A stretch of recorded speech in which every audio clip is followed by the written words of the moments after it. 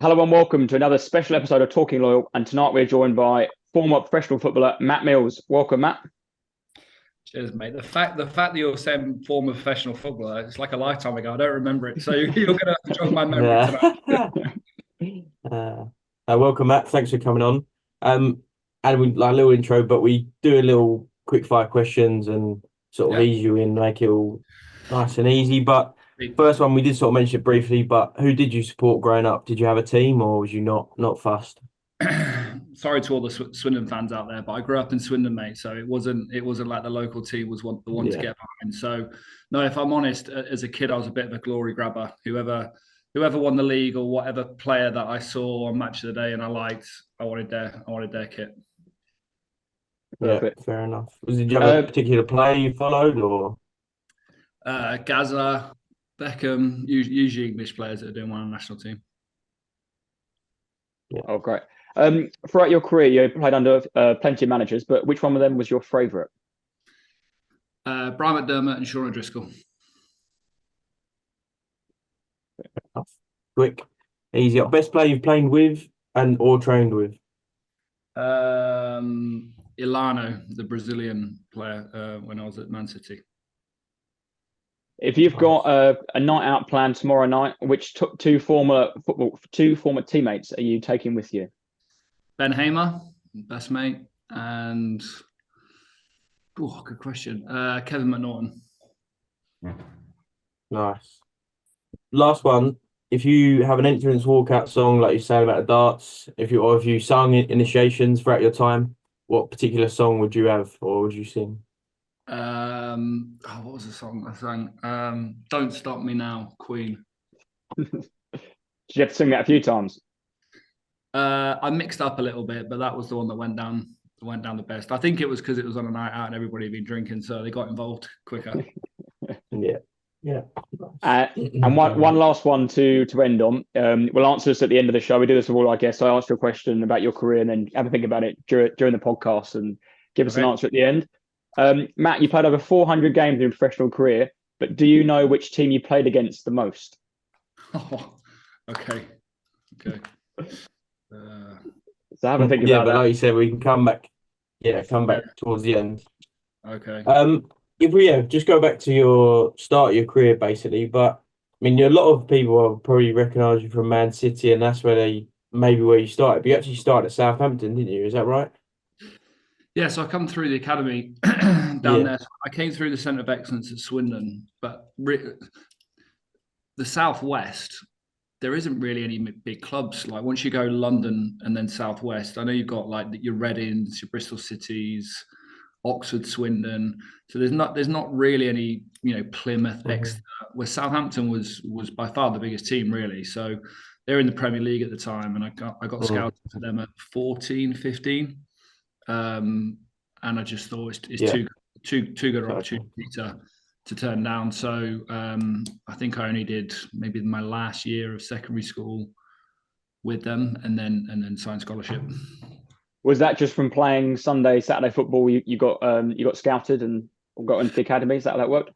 No, it was through. I was playing for Swindon Centre of Excellence, and the scout that used to be at Oxford took one of my brothers to Oxford, and then he moved to Southampton. So he kind of knew the family, knew of me, and then brought me. In that Southampton academy, you were coming through the same sort of players? Was it Gareth Bale at the time and Theo Walcott and other big names? Was that you grew up with them in digs and things like that? Yeah, so we lived in a big bed and breakfast that was converted into like Southampton's academy. So there was probably about 15 to 20 of us in like a 2 to 3 year age gap. So funny enough, I was speaking to someone I worked with the other day and started kind of reading off the names, and they were looking at me as if to say like, "Wow, you must have had some youth team." Adam Lallana, Theo Walcott, Gareth Bale, Nathan Dyer, Leon Best, Dexter Blackstock. Like honestly, the list goes on. I know I've missed a few there, so if any of the old lads are watching it, they're like, "I can't believe you didn't mention my name." That is quite, like you said, there's some players that, I mean, football, like the percentages are making it a professional, but literally all those names. I'm sure, like you said, you missed a couple, but that's like one in a million, isn't it? The fact that that amount of you made it to the professional game. Yeah, I think the good thing for me was I was one of the worst, and what that does is it makes you think, Christ, I'm miles off it, right? I need to really up my game and increase my training. And then once you do that, and all of a sudden you start maybe becoming their rivals, they're thinking, Christ, he's starting to play well, and then they start trying harder. Everyone's trying, but when you surround yourself with better players, it's a bit like when you play golf. When you play golf with like rubbish players, you know you're going to win, so you kind of half-ass it. When you're playing with players that's really competitive, all of a sudden you're a bit more focused and have to almost like say, try a little bit harder. When you were at Southampton, was there a good pathway into the first team? Could you see yourself going into the first team, or was that like no-go zone? Were they pushing young players through the squad at that time? Not particularly. I don't profess to put myself in this category, but I think it was almost like the kind of class of 99 or whatever they were, the Beckham kind of Scholes era. Like we were, myself, Leon, Dexter, like that, our age group were the first ones to break through. And because obviously the club knew that the likes of Gareth Bale, Theo Walcott, even back to probably Luke Shaw's age, that they were coming through. I think that gave the club confidence when we did get in the first team and perform. Oh, actually, these kids can do it, and the ones that are coming through are even better type of thing. Who was the first team manager at the time? Was it down to coach? Yeah, was it down to the coaches, or how did that work? The academy coaches were fantastic. In terms of the first team coach, I think it was George Burley was the guy who gave my debut. The one that halted it for me was Harry Redknapp, even though he's got this perception of playing young players. Like, he doesn't like young players. He doesn't. Like, you have to do something extraordinary to please him. So I think it was just the fact that we were better than the players in the first team, and you kind of picked ourselves from training, really. Was that the era once he went from Pompey, didn't he, over to Southampton? And is that the year they got relegated and it was all? I remember him getting quite a lot of stick, obviously, from the Portsmouth fans going to rivals and stuff. It couldn't have been too easy. It was a strange time at the club. I think Clive Woodward had come in. Harry had. We probably deserved to go down, like, in terms of the players that we had. It wasn't until we went down to the Championship where the young players got the opportunity to go into the team. And then obviously they stayed in the lower leagues for a few seasons, and then those kind of players flourished a little bit and then obviously found their way back to the Premier League. But yeah, I mean, he's not a great manager, to be honest, and we did have fantastic players. So you put those two together, it's a bit of a recipe for disaster. And what with Clive Woodward, that just sounds ridiculous. Like, how did that? Did you look at that as a good thing, or was that just like bizarre? Yeah, it was a bit bizarre. I think he had a relationship with the chairman or something, and I think the chairman was just trying to do something different to try and change the tide, which obviously you would if you were in a club and it's not going very well. You want to try and influence it by doing something, but it wasn't the right mix. During your time at Southampton, you had loans to Coventry and Bournemouth. Was that something that you pushed for? Or is that something the club would like? We want you to go out and get experience and then come back and get in the first team, or how did that come about? Yeah, I think a bit of both. I don't think we really had conversations about it. Like, I was probably getting frustrated, and being a young, eager player, you want to play. And then I remember I got the call on the Friday. And said, you're playing for Coventry tomorrow. We just agreed a deal. And I was actually back home in Swindon at the time for my brother's birthday. So I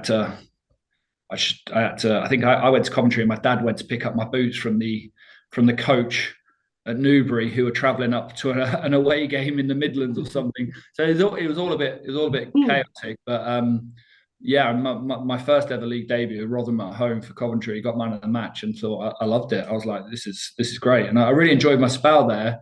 But I got a hernia, so I went back to Southampton, and then once I had that taste of first team football, that's when I was really like, I just want to go and play, and got the opportunity to go to Bournemouth, which was was great. And obviously team up with Sean O'Driscoll and get my first taste of playing, regular football. I think I scored 5 or 6 goals in 12 games for Bournemouth. I may be wrong. It was a long time ago, but I was scoring goals, playing well, and enjoying it. And there's a good bunch of lads in there.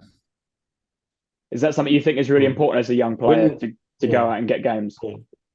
Oh, 100%. I find it so frustrating now when I look at academies and the way in which they operate. I think they keep players on their books for far too long, even up to the age of 21, 22, paying them, I don't know, 8, 10, 15 grand a week. And then they're never really going to get the first team. And then all of a sudden they find themselves out of a club, 21, 22. They're used to being on this, 10 grand a week, and their only option is to go down to League Two for 1,500, and they just get disillusioned and they just like fall away. So for me, even when I went to Man City and went out to Doncaster, like I remember having a conversation with my mum, and she was like, I think I was sitting on the bench of Man City in the Premier League at 19, and she was saying, like, I can't believe you pick up your wages every month. Like you don't do anything. I was like, I've got a point. So cheers, mum. Yeah, I pushed to go out and play, because at the end of the day, until you played like 50, 100 league games, you can't really class yourself as a footballer, I don't think. Mm. Yeah, and like you said, you sort of mentioned it, but a lot of them now, you see, if they're Chelsea, Arsenal, and they stay until they're 20, 21, and there's no first experience, but they're happy with their money on, and they think they've made it as such, haven't they? But yeah, like you said, it's very different nowadays. Yeah, for me, walking around, if I was playing for Chelsea at 21 and never played a first team game, walking around Harrods, all right, I might have some money in the bank, but I'd feel like a bit of a fraud. I've watched 2 games of football in the last 3 years, and one of them was I got invited back to Doncaster to go into the Hall of Fame, and there was a young lad in holding midfield. I think he was on loan from Tottenham. He was different class. You could see from the start the way he took the ball, passed the ball at you. I was just like, who's that kid? They're like, we got him on loan from Tottenham. He's only 19. And I was like, yeah, fair play. He's got a great chance now to go on and have a career. Yeah, definitely. So not a fan of these Chelsea players signing 8-year contracts then? I get it from the club's point of view, because, you tie them up, you keep them around, or you send them out on loan, and then you sell them for whatever 2 or 3 million quid to the Championship, and you make some money. I think Man City are probably the best at it, right? Look what they did with Zinchenko, and I know Kevin De Bruyne was the one that Chelsea kind of lost, didn't they? So there's definitely a market for what they're effectively doing. Is they're breeding players, aren't they? They're bringing players in from all over the world. They're breeding them, owning them, and then selling them. You touched on Man City there. Obviously, you moved from Southampton to Man City. How did that move come around? Did they call you or your agent at the time, and you wanted to go? Yeah, so Steve Wigley, who was the head of the academy and became first team coach at Southampton, was Stuart Pearce's assistant. So he knew of me. I was playing in the young England under 19s European Championships. We got to the final. I had a few offers, but again, because I knew Steve, I thought, yeah, I like him. We'll give it a go. And obviously, it's a massive club and a huge opportunity. Was Stuart Pearce the manager at the time then, when you just said he was the assistant? No, Stuart Pearce was manager. Yeah. How did you find working with him? Was he as scary, or does he live up to the reputation of psycho? The complete opposite. He was like, honestly, it was embarrassing at times. Like, firstly, how poor he was as a manager, but secondly, how weak he was as a person. It was not what I expected, and actually quite surprising and disappointing. But what they say, never meet your heroes. Because you had a strong group of players, a strong personalities. I didn't want to talk about Joey Barton. Obviously, everyone knows about him and his personality. He was the captain at the time, wasn't he? Was he an important player for that dressing room? And his young players coming through? I wouldn't say he was an important player in the dressing room, but he certainly was on the pitch. I think his performances in particular, Richard Dunn at the time, Sylvain Distin, those 3 Obviously, your two centre halves and your centre midfielder. They were really, really high performing, and fundamentally, I think kept City a kind of mid-table Premier League team, because we never really kind of scored or seemed like a major threat. Certainly when Andy Cole got kind of benched for Giorgio Samros. It kind of I never felt like we were going to score goals, but with those three, I never felt like we were going to concede many either. So it was always really, really tight games. And was that, like you said, Richard Dunn, Distam, they're above you as such in a team, but you're trying to go up against them? That's difficult, very difficult. Yeah, that was really difficult. And to be fair, you look at it and think, right, both of them are playing well. I think Mika Richards came in at right back, Nader Manua. But the reality is, if those two were playing well, which they were week in, week out, like there was no chance really of me getting a start. I think the two, when I came on against Chelsea away and Wigan away, like I played right back. Like I've never played right back in my life. Like I mean, of course I went on and tried to do the best that I could, but I'm used to playing centre half. When you came on for those appearances in the Premier League, did you notice straight away that the level of difference between the Premier League and the Championship and other divisions you've been playing in? To a certain extent, but that was, I think, fundamentally because I was playing out of position. I think I would have played, if you'd have played me on a Sunday league team at right back, I would have struggled because I didn't really know what I was doing. Do you still have them shirts from your first three games, from those Man City days? Yeah. I've kept quite a bit of memorabilia here or with my parents somewhere. So yeah, it's nice to be, especially with what the club's gone on to do. I mean, when I played for Man City, it was the equivalent of playing for like a mid to lower tier Premier League team. But now I'm like, play for Man City, won the Champions League. That's what I tell my kids. Were you there the time when it was the Thai takeover? Was it Thaksin Shinawatra? Was that your era still then? Yeah. So as I got into the team, it was towards the end of the season before he came in, and it was a.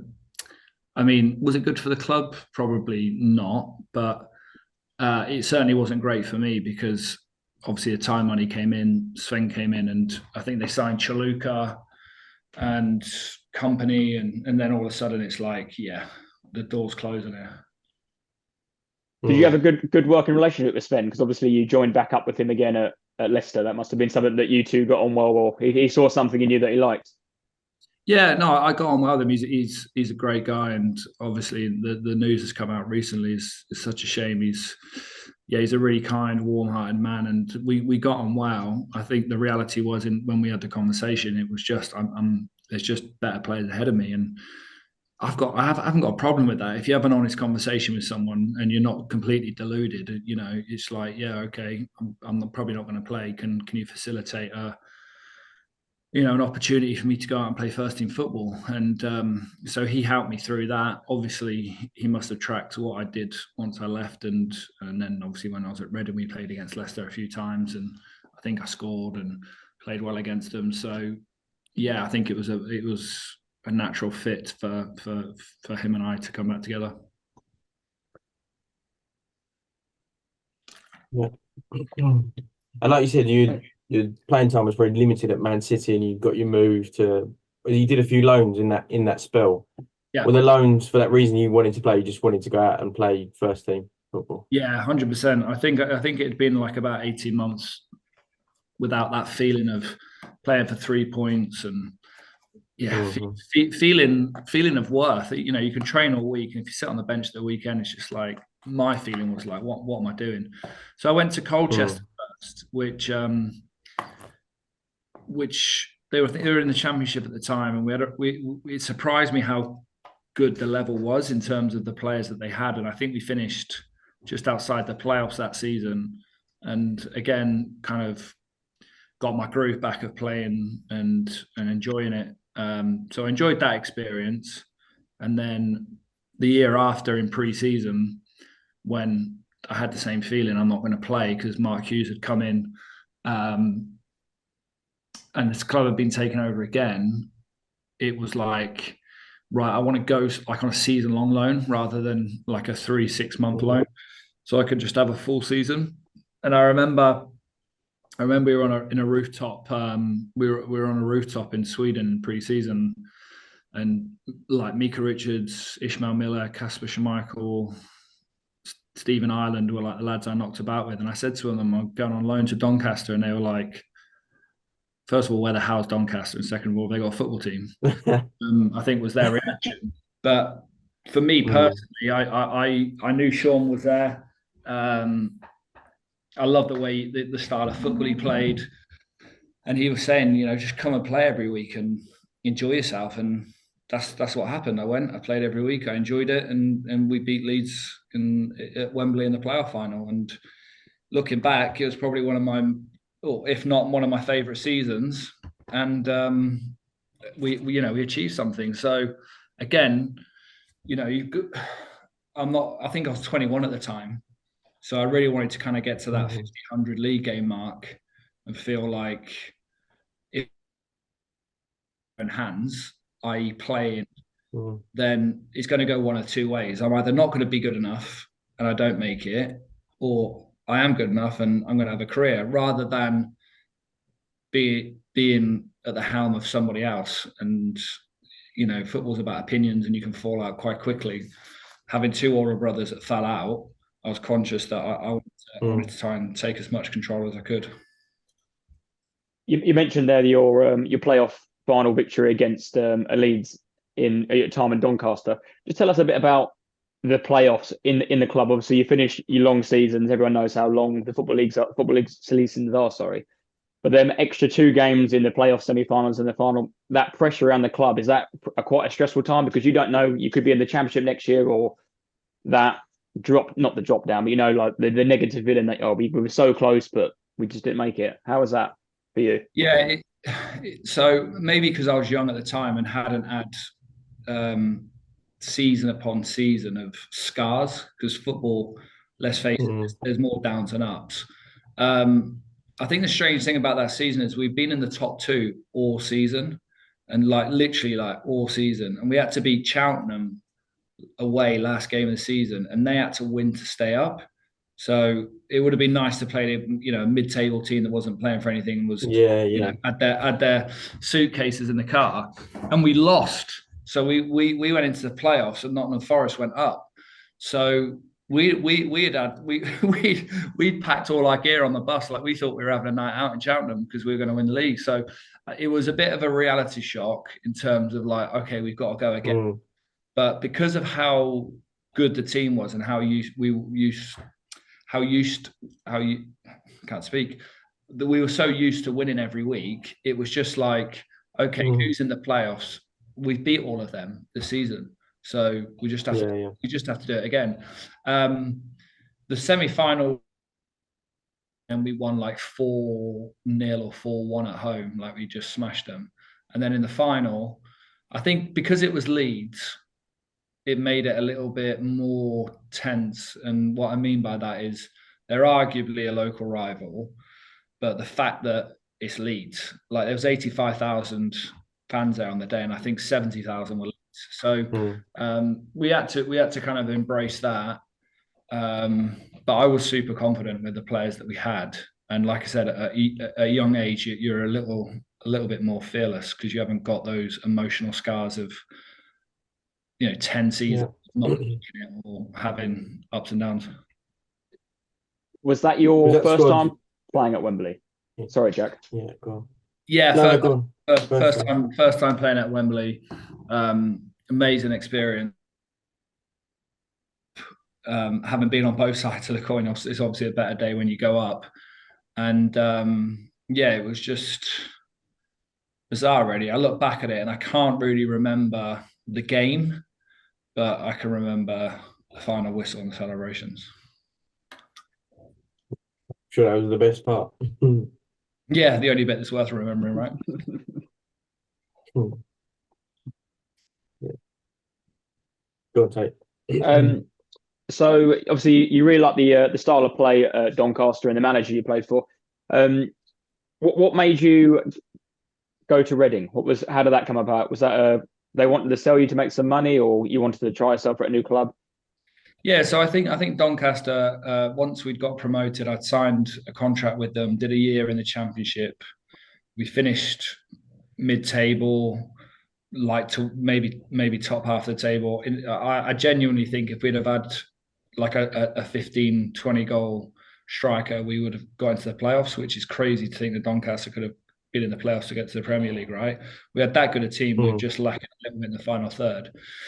So it was always the stepping stone. The club knew that. I knew that. I think the fans knew that. I think, they were appreciative of me going and the time that I was going to have, but they knew it probably wouldn't be long.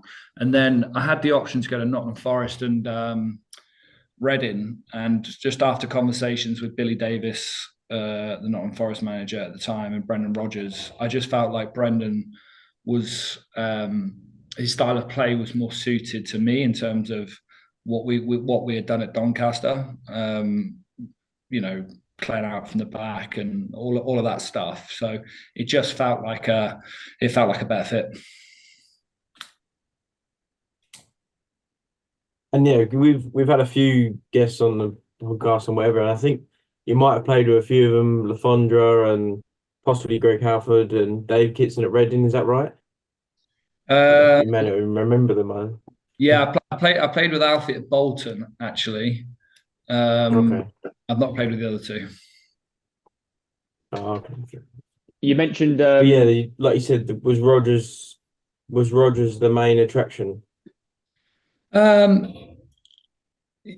Was it the main attraction? He was a part in the decision making. The fact that I've been up in Manchester, the fact that I'd been up in Doncaster, my family's based in Swindon, so geographically it worked for me as well. So I think there was quite a few things in the mix to make the decision, but he was definitely a key influence in the. Could you see him at the time when he was doing team talks and tactical things? I know he lost his job not too long after you were there, but could you see that he was going to go on to go on to be a Premier League manager and manage Celtic and managing high level games? 100%. I mean, I didn't get on with him, and I'm not a fan. But in terms of the way he coached, what he wanted to do, I stand by what I saw in the conversation I had with him at the Majewski. But before I'd signed, he his thought processes were right, and he was a very good coach. The thing that fell down at Reading was we didn't have the players to play that style of football. So you can have the best strategy in the world, but if you haven't got people to execute it, then it's just an idea. And that was the frustrating thing that I had with Brendan in conversations, that I understood what he was trying to do, but I was trying to tell him he hadn't got good enough players to do it. And he just didn't want to hear that. And it was kind of his way or the highway, which, I respect as a manager, because you've got to have, you've got to live by your sword, die by your sword. But like I tried to tell him, you haven't got the players to do it. So he died on his sword pretty quick. We've heard stories about Brendan Rodgers being able to do team meetings in Spanish and things like that. Is that true, or is that like an old wives' tale that people pass around? I know it was another podcast that I did and shared a few stories, and yeah, it was quite bizarre. The reason it came about, I think, was because he was heavily influenced by Jose Mourinho, and I think Jose had kind of said to him that, these are the training sessions, this is the style of play. To be able to go to an elite level, you need to speak multi-language, because you're going to be dealing with players and all of that stuff, which is completely right.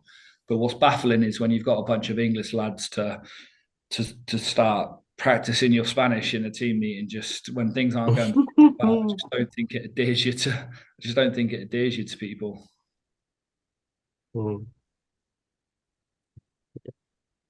Yeah, no, you're right. And like you said, you're battling Championship. You don't want to be looking up and then your manager talking some moody language. You don't even know what's going on. No, it just felt like he felt quite disrespectful, in the sense that, like, he was basically saying, I'm not going to be here for long. I should be coaching the Premier League and the Champions League. but I'm having to deal with you lot type of thing. That's how it came across, and that's how it felt as a player. As Jack mentioned earlier, obviously you'd played with Adam Lafondra at Bolton, and we had him on our podcast a few months back now, and he talked about Brian McDermott. Obviously, Brian McDermott then replaced Brendan Rodgers. What about? And he could not speak highly enough about Brian McDermott and the job he's done already. What about it is? What is it about him? Sorry, that makes him so special and stands out in football? Man management. For me, it was he simplified the game. I think football's is a pretty simple game, overcomplicated by idiots, in my opinion. And I think what he did was just came in, recognized that the style of play wasn't right, looked at the players that he had, and just said, we're gonna play like this, and we're gonna go back to basics. From an individual standpoint, and maybe Alfie had spoke to this as well, is just understanding what players need. Like for me personally, when I'm playing 46 games season, Saturday, Tuesday, I don't need to be training at 100% because I need to be saving myself for the games.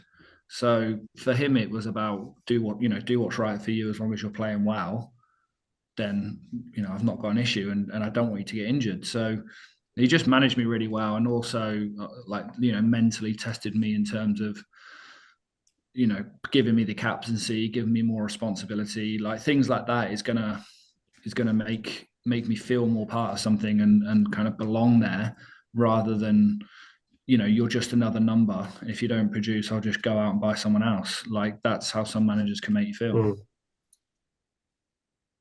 And he took and you to he gave you the captaincy. Yeah. Sorry, so you carry on. That's not great, lad. Sorry.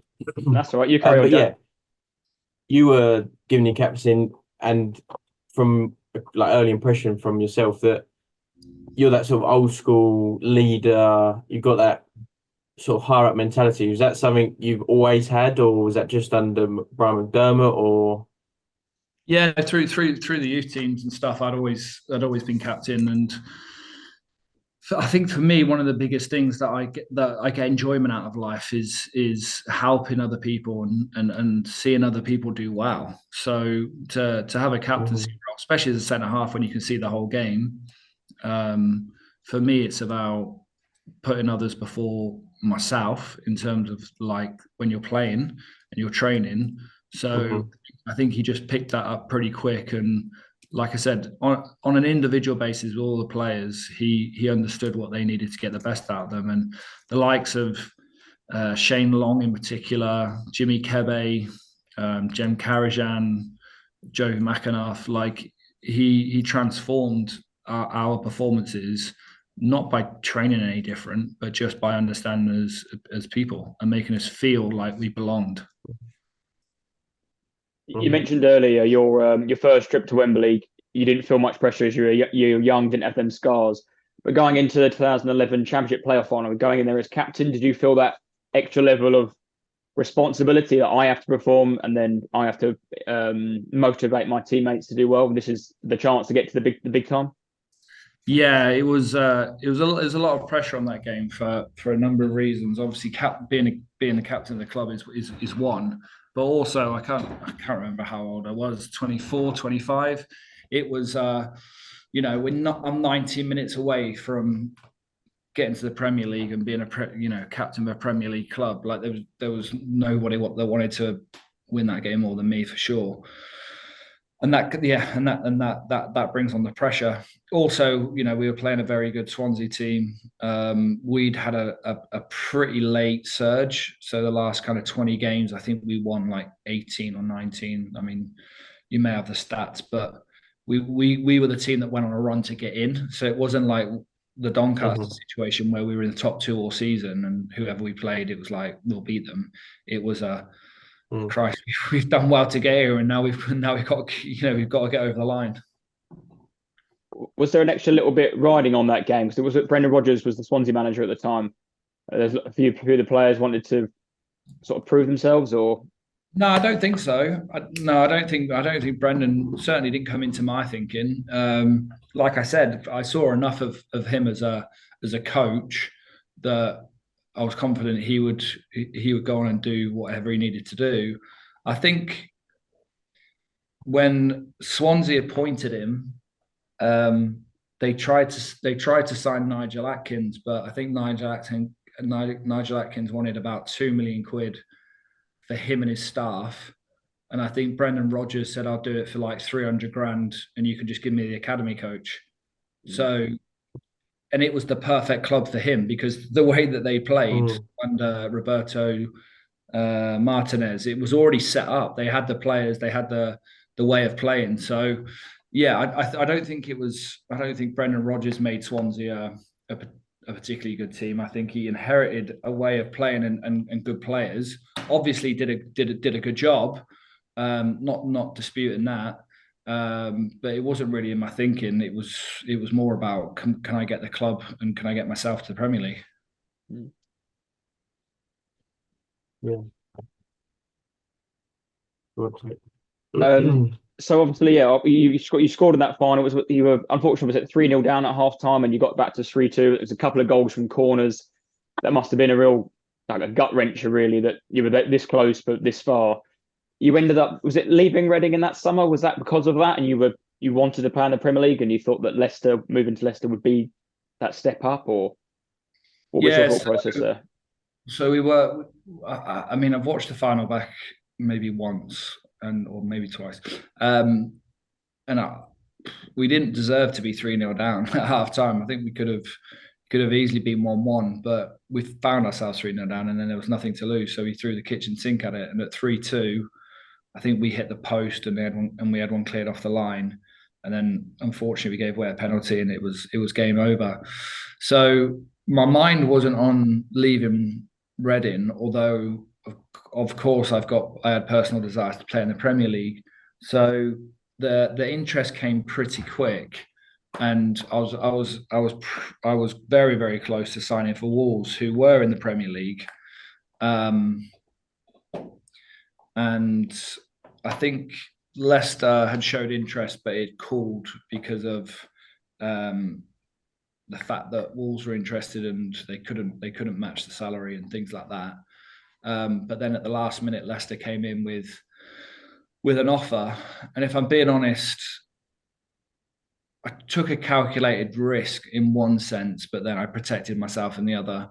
And what I mean by that is Wolves were offering me a contract of X, but if they got relegated, it was X divided by 2. And what Leicester offered me was X. And if you get promoted, it's X plus a times 2. So I had like a decision to make at 25. What do I want to do in the next 4 years, whilst knowing it's a short career and obviously want to look after my family. So I thought I'll go to Leicester. They've obviously got financial backing. They're buying some decent players. Let's try and go there, get promoted, get to the Premier League that way.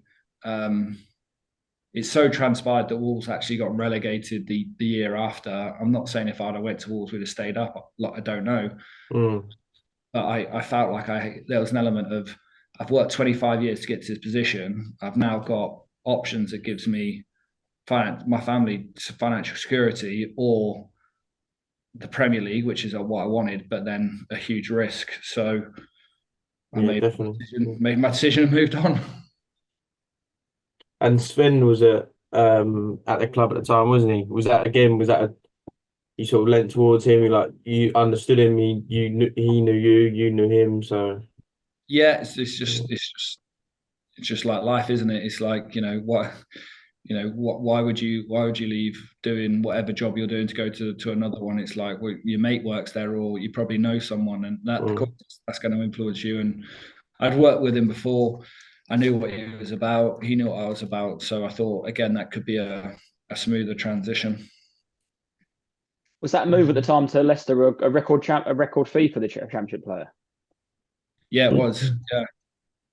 Did you feel that pressure, like on the price tag, the famous quote they ban around at football? Yeah. Well, I wasn't really.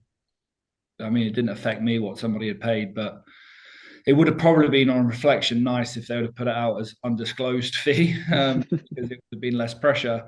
And funnily enough, I said the 2 games of football I've watched this season, the one at Doncaster was against Wrexham, and the amount of stick that Paul Mullen was getting because he's probably the highest paid player in the league is just nonsense. But yeah, as a 25-year-old, it's not a great environment to be in when your own fans are that expectant and that critical. If you don't keep a clean sheet and score every game, it's like, why have we paid all this money, type of thing. Just going back to that undisclosed terminology, who defines that? Is that the clubs that come to agreement and they say, right, we've bought player X, we bought them for £10 million, we want to boast about that we're ambitious, or we think we might have overpaid for a player and we want to keep it a bit quiet, or how does that work? Do you know? Absolutely no idea. But I think what you're saying feels about right. Is like, you know, this player in the market is probably worth £2 million. If we say 5, all of our fans are going to think we've overpaid. The other fans are going to laugh at us. We paid that much. So can we call it undisclosed? And no one really knows. Like, God, I don't know. To answer your question, I don't actually know. Fair enough. But then, like you said, you joined Leicester and Sven was there, but then it was a slight change, wasn't it, in manager? Nigel Pearson came in, and again, did that? You think, oh bloody hell, like, here we go, or was you focused? And yeah, I mean, you know, I look at times where I played well in my career, and certainly under Sean, who I knew, then Brendan, I didn't go so well. Brian, I didn't know him, but it did go well. Sven, I thought we were doing okay. Like, we could have been doing better for sure, but I think he'd been there for a couple of years, and obviously the board got twitchy, and then a new manager comes in, and you're thinking in your head, this could go one of 2 ways. Like, hopefully he likes me, but he might not. And it transpired that he didn't like me. So at the end of that season, I think I played 36 games as captain, and then he dropped me and I didn't get back in the team, and then ended up leaving in the summer. It can change that quickly. Is Nigel Pearson as peculiar of the character as he seems in the media? Obviously, I'll always remember the press conferences and calling that press officer an ostrich, and he seemed to do them weird things when he pinned down, was it James McCarthy against Palace once, and always seems a bit eccentric. Was he like that in the dressing room, or was he just a normal mild-mannered bloke, and that was his like TV persona sort of thing? He's a prick, so I don't really know how to. Yeah, it's fair enough. Yeah, like, he's just like, he thinks he's a hard man, just tries to intimidate people, authoritarian, just a horrible human being. Do you think he went for you if you were the captain and wanted to make a point, or did he pick on young players, or just people who maybe are timid in the corner or things like that?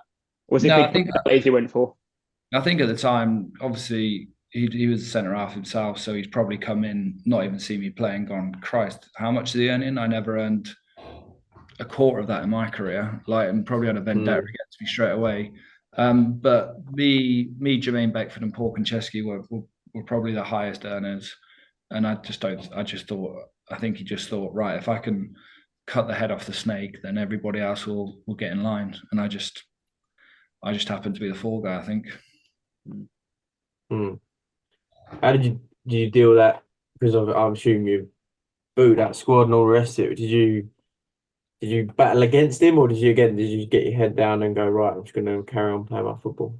I was training with the kids, so I kept my head down, and I just got obsessed with trying to keep fit. And if an opportunity came, then I'd be able to take it. But it fucked me up completely. Like, talk about mental health. Like, I didn't want to get out of bed in the morning. It was just felt shit. And how I thought, how can a 50-year-old, however old he was, like, treat a kid, because that's what you effectively are at 25, like that. It's just bizarre. Because, like I said, I'm quite a straight talker. So if he'd have just said to me, listen, if he'd have said it like this, listen, I think you're shit, and I don't want to play you, I'd have been like, right, okay, it's not nice to hear, but if that's how you feel, then fair enough. But to go about it the way he did, like he headbutted me in his office, like made me train with the kids, isolated me, banned people from talking to me. It was just like it was like being cut like death by 1,000 cuts. Yeah. And like you said, all of that 6 months into it, was it a 4-year contract you said you signed, and a long-term deal? When managers do things like that, do you think they're getting pressure from the board to be like, what you doing? We've just had a record transfer fee. Like, you have to play him, or is it he's the manager? It's his rules. Like, because obviously, if you're an asset at the end of the day, you're in the reserves. If teams are looking at that, were their managers and other clubs looking at you thinking you must be the bad egg? We don't want to touch you, because then that obviously ruins your reputation as well. 100%. And there's nothing you can do about it. I spoke to Neil Warnock because Leeds tried to come in to take me on loan, and he rang me up and he said, what's going on at Leicester then? And I was like, oh, I honestly don't even know. And he was like, yeah, you shagged his wife, have you? I was like, no. I don't know why he's treating me like this. But to your point, absolutely, like everyone in football goes, right, I must be. And obviously managers speak to each other, and his coaching staff and his scouting network, they've all been in the game for like 30 years or whatever, and they're going, yeah, he's a wrong, and don't touch him, he's not good. And all of a sudden you're thinking, how have I gone from being the record signing in the Championship, played 36 games as captain, I think we were 7th in the league, to now like no one wants you. Yeah, just because one guy's opinion. And like you said, you're 25, you're still a young man, like learning the game and all the rest of it. And like you said, a few months changes, and yeah, exactly, that opinions alter that massively. So obviously, did you move in the January of that year? Was it the end of the season? You moved to Bolton. Yeah, it was the end of the year. So when I was speaking to Wolves and Leicester, Celtic, I was also speaking to Celtic. So Neil Lennon was there. He came in for me, and Bolton came in for me. And I think because I was in such a bad place mentally, I was like, if I go to Bolton, then I can move back to Manchester, where I've lived for 3 or 4 years. I've got friends there. Like, just get me back to Manchester. I'll probably say this, and I don't want to offend Bolton as a football club or the fans and the time I had there, because it was great, but it probably was the one move I look back on and think I probably should have gone to Celtic. Having said that, I made my decision, and I enjoyed my time there. It just didn't play out how I expected, and kind of decided the course of my career, really. Was that the year they got relegated just from the Premier League? Then you joined them that summer, so they had parachute payments, and you think, right, if I get here and they get some money, get some good players, we can go straight back up. Yeah, exactly. Yeah. Yeah, so and then after that you got your move to Forest, didn't you? Yeah, so did 3 years at Bolton, few different managers, but the reality was, once the chairman had the club, there wasn't any money around, and the players we were bringing in couldn't do what I wanted to do in terms of like go back to Premier League. So I got the opportunity to go to Nottingham Forrest and work with Dougie Freeman, who I'd worked with at Bolton again. Again, it's a manager that I work with. I know how he works. He knows about me. So I just wanted to go and play and go and enjoy my football, or continue to, because I did enjoy my 3 years at Bolton. So realizing at that time, 28, 29, like the Premier League is not going to happen for me. Unless we get promoted, obviously, at Forest. Dougie Freeman, he said, had a really good reputation. I remember watching a documentary on him, the Palace documentary, about when they were getting into the Premier League, and he left to go to Bolton, and then obviously went to Forest. Was he, like you said, a really good manager for you, in a similar sort of way to Brian McDermott? Just, he gave you what you needed, didn't put the pressure on you, but if you needed not to train for Wednesday, Thursday, Friday, you were ready for Saturday. Yeah, I had a strange relationship with Dougie. So when I was at Bolton, obviously they signed me from Leicester with the parachute payments, so I was on good money for the championship. And then after the first year, the chairman obviously pulled the plug and stopped back in the and trying to sell the club. And the club were 120 million quid in debt, so he's trying to sell 120 million quid of debt to someone, which doesn't sound appealing. And when Dougie came in, I think he obviously looked at the wage bill and thought, who can we get rid of? Because the club's bleeding cash. And if I can get rid of Matt Mills and get 3 or 4 players in, then that's the way I want to go. So he dropped me from the team for a couple of months. But the way I trained and the way I kind of conducted myself and did all the extra sessions and fought for my place, I got back into the team. And I remember him coming to me and saying, yeah, fair play. Like I've treated you like shit, and you've worked your ass off, and like come back into the team and been fantastic. And then since then we got on really well. And then obviously when he went to Forest, I was out of contract, and he called me up and was happy to go and play for him. And Forest is a massive club.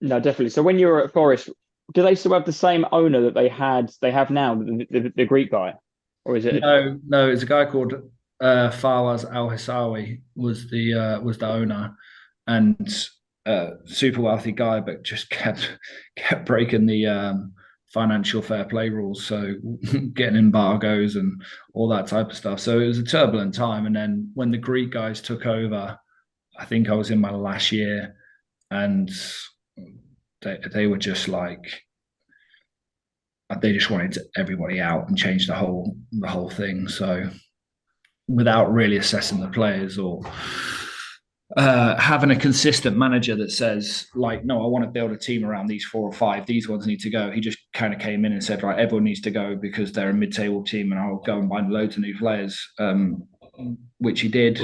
It didn't work for a few years, but then if you chuck enough money at it, it eventually will do. And obviously that got them promoted. How is that playing for a football club that effectively is playing real life Football Manager? Like it's like a revolving door of just managers and players. Like you can't really build relationships with players or managers themselves. Or that's the industry. It's fucking toxic. So like since I've come out of it and into the real world, you realise how mental it is. Is that why after football now, are you coaching? Or are you involved at all? You're totally taken away from football, yeah? Yeah, totally. If you ask me where any football club was in the league, I couldn't even tell you what league they're in. What are you up to these days then, outside of football? I see your retirement. Yeah, so when I retired, I did a bit of punditry stuff with Sky Sports, but I didn't really find it fulfilling. It wasn't giving me purpose. And my dad set up a business 22 years ago, the CFO Centre. This is one of our branded pink pens. Yeah, I didn't know what to do, so I had to look around the business. My brother was working it at the time, and I loved it. I just kind of fell in love with it, and I've been doing that now for the last 4 years, and it's going from strength to strength, and I'm really enjoying it. What is the business? You say the CFO Centre. What do you do day to day? Yeah, so we provide part-time CFOs for typically mid-tier businesses. So it's financial services. It's kind of like consultancy. So we've got the best of the best in terms of CFOs, guys that have been there, seen it, and done it. But typically they get to an age or a point in their life where they don't want to work in large corporate anymore, and they want to work with businesses, like I say, typically 2 to 50 million, that SME space, where they can work for 4 days a month, have a portfolio of 3 or 4 clients, and add tons of value. And coming into the business, I was really skeptical because my background's football and don't know anything about finance. But the reality is, when you're speaking to business owners, they've usually had a great idea and they've put loads of time, effort, and resource into building something. and then all of a sudden they've got a business, but they don't know how to run a business. They've got no financial acumen. So to bring somebody in to help and guide and support them strategically just adds so much value. And then when you're picking up with clients and they're literally crying like you've changed our lives, like, you know, we never knew really what we were doing, and now we've got this direction, and you've helped us go out and get X amount of million of funding, and we've been able to invest in this, and we know we're going to be able to pay our staff on time, and just all of that is just incredible. No, it's really good to see, and I can see your passion for that. Definitely. Like you said, obviously since you've finished football, you haven't really watched it. Is there any other sports that have got your interest, or that you participate at the weekends or in the evenings? Yes, I'm into my darts at the minute. I think everybody is with Luke the Nuke Littler. What a legend. Definitely. So watching a bit of darts, and obviously it's Masters weekend. I don't know when you're putting this podcast out, but looking forward to see who gets the green jacket on their shoulders. Who are you backing? Who's your pick this weekend? Yeah, who's your pick? I'd love to say Rory, but he always seems to bottle it, doesn't he? But everyone says it, doesn't it? Every year. Yeah, it would be nice for him to deliver. But yeah, no, football's not a part of my life now. Business, kids, pretty much dominates my time. You be heading down to Ali Pali anytime soon? Fancy dress? Yeah, I think so. I think that could be on the agenda for next year for sure. Yeah, we try and go down every Christmas. It's always a messy night. One of the nights down there. Yeah, well, I might bump into you this year. Well, we saw Luke Littler down there. We played, and I know very little about darts. I'm going there for the piss up, but he was playing, and we didn't really realise he was 16 till the next day. And I was, we did actually see him play. Incredible. Do you play golf yourself? Golf, yeah, I play. I should play more, but I've got a bit of a love-hate relationship with golf. All my friends get frustrated at me because when I play, I'm pretty good, but I don't really enjoy it that much. I prefer watching it. So, yeah, once the weather turns, I'm a fair weather player. I'll probably get out there and get myself set up in the 19th and have a few beers and just enjoy the weekends instead of having to travel around the country, running around. I mean, my body's shot. Like, I've had a back operation. I can't go for a run anymore. The only exercise I do really is lift a little bit of weights and go on the Peloton, because my body is just like shot from 20 years of playing football. Did you have any specific injuries? Like one injury that you thought, that's once you came back from that, you thought, I'm not the same player I was prior to this?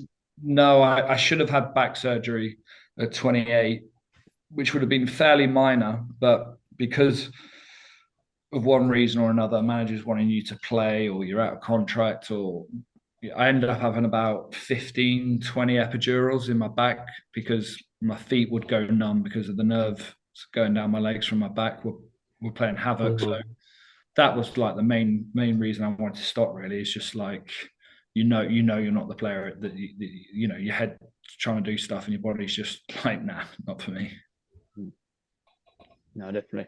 Yeah. Right, to wrap up then, Matt, thank you very much for coming on. I've really enjoyed it. But at the beginning of the show, I asked Matt, you've played over 400 games in your career, but do you know the team you played against the most? I'm going to guess Derby. Derby is up there. Played 13 times with Derby. That's a joint third.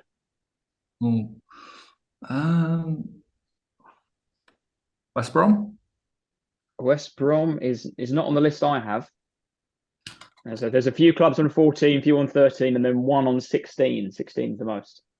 16. Just trying to think of away grounds that I just kept going to. You have scored against them. Don't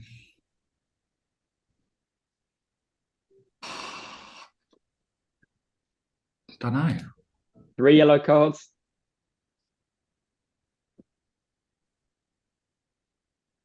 Jesus. Got any clues, Tate, that won't totally give it away? If I give you 3 clubs, it's one of these 3: Leeds, Ipswich, or Cardiff. Yeah, I think it'll be Ipswich then, but I don't think I've played against them that many times. Ipswich? Ipswich, Cardiff? Ipswich 14, Leeds 14, and Cardiff #1 on 16 times, apparently. Really? Yeah. Well, these could be wrong. They're from Transfer Market, so you're the one who played these games. So Yeah, to be fair, Yeah. I played against Ipswich when I was at Southampton, so that was 19. They were probably in the Championship most of the time throughout my career. Yeah, that makes sense. I would never Ipswich. Fucking, I went to Ipswich like eight times or 10 times at 16. It's a long trip. I should have remembered that. But no, thank you again, Matt, for coming on. Really enjoyed your stories, and been a great guest for us. Cheers, mate. Thanks for your time. Yeah, cheers, Matt. Cheers, guys. Cheers.